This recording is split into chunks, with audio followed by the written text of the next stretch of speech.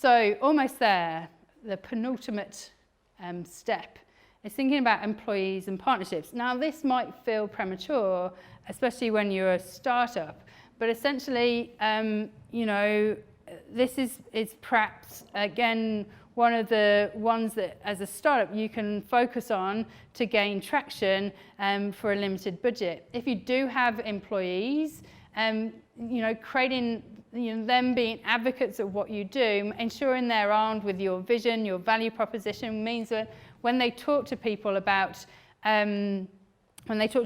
what they do or who they work for, they're communicating that out there to them. And you want to create a really great culture for them so that they talk about your business in great light. Some businesses have gained traction because of the culture. So there's particular startups in Melbourne, Envato is one of them, that is well known for their culture. They give unlimited holiday. You have 3 months remote work every year. And so they're well known because of that, and they've gained traction because of their culture.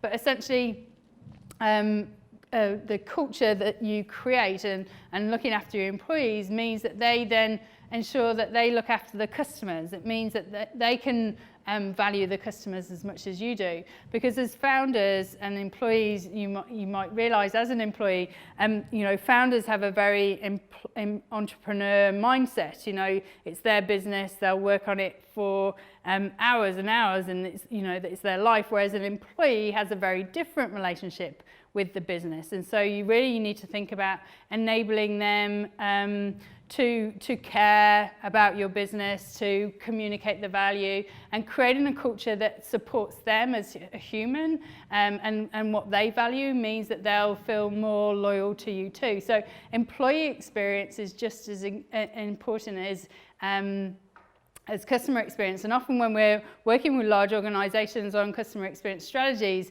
the culture is really where we have to start, and that's often the hardest because there's been sort of traditional silos between different departments, or culture is hard to go back on, which is why, again, as a startup, it's really useful to think about right at the start what are your values. And even if you're on your own, think about you as a person, whether you're going to give yourself time off, or whether you work weekends, or whether you work at night and send emails. What culture, what values do you stand by that represent what you're trying to do as well. Then secondly is partnerships. So partnerships are people that might speak to your target audience or offer services or products to your target audience that are complementary to what you do. And these are, that was Richard just saying, if you look after your staff, they'll look after your customers. It's that simple. This is a guy that's built his business on employee experience over anything else. And the idea of culture, what kind of culture needs to be created to support the vision? Does this align with the current workforce? Having those values, and again, it feels premature as we're just starting out, but really important to have an idea, especially for that point where you take the first recruit on. And often when you take that first recruit, it's because you really need to, and you're if you've got this already laid out, it makes the job a lot easier than doing it in that particular moment. And then thinking about partnerships. So these are some of the partners that we have, certainly with our program. We're a HubSpot partner as well.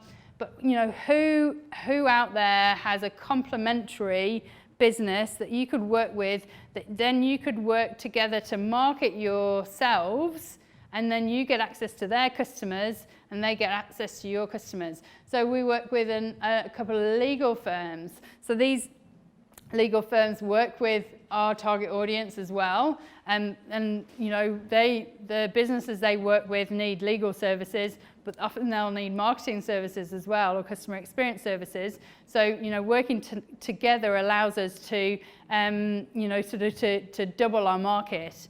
The same goes for accounting. So it's starting a new video as well, video services. So we're starting to think about who can complement, who can we work together, who can we partner with that will enable us to build, a customer base without us having to do all of that work to try and attract new people in.